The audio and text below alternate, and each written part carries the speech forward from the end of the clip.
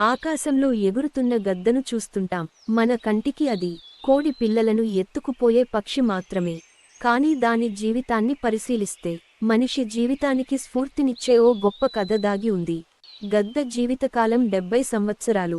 గద్దకి 40 ఏళ్లు వచ్చేసరికి గోళ్లు బాగా పొడవుగా పెరిగి ఆహారాన్ని పట్టుకోవడానికి సహకరించవు. పొడవైన దాని ముక్కు కొన వంగిపోయి ఉంటుంది. ఈ కారణంగా ఆహారం పట్టుకోవడం కష్టమవుతుంది. ఈకలు దట్టంగా పెరిగి దాని రెక్కలు బరువై చురుకుగా ఎగరడానికి సహకరించవు. ఇలాంటి సమయంలో గద్ద ముందున్నది 2 దారులే.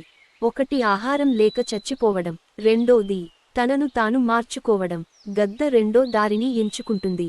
ఆ మార్పునకు చాలా రోజులు పడుతుంది. మార్పు కోసం తనకు దగ్గరలో ఉన్న ఒక ఎత్తైన కొండను స్థావరంగా చేసుకుంటుంది. పెరిగిన ముక్కు కొనను కాలిగోళ్ల మధ్యలో పెట్టుకుని బాధ కలిగినా నెమ్మదిగా వలిచివేస్తుంది.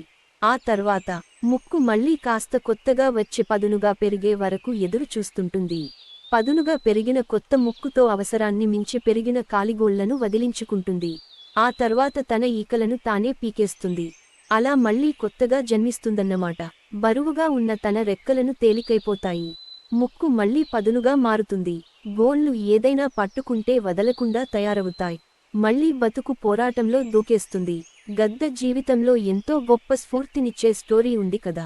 చిన్న చిన్న విషయాలకే కృంగిపోయి జీవితాన్ని నాశనం చేసుకునే బదులుగా పోరాడితే గెలుపు మీ కాళ్లకు దగ్గరకు వస్తుంది.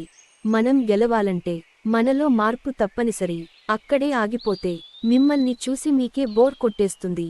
ఇక సమాజం మిమ్మల్ని పట్టించుకోవడమే మానేస్తుంది. నీ రాత రాసేది ఎవరు? నీ దారి మార్చేది ఎవరు? కలలు నీవి, కష్టం కూడా నీదే.